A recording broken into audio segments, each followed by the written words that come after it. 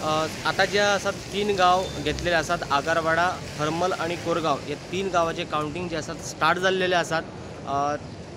प्रत्येक जे उमेदवार आसात उत्सुकतान आसात, जे उमेदवार आसात त्यांच्या वांगडा जे सपोर्टर आशिल्ले सगळे हांगा खूब मोठ्या संख्येन जमलेले आसात ते आमकां दिसपाक येता।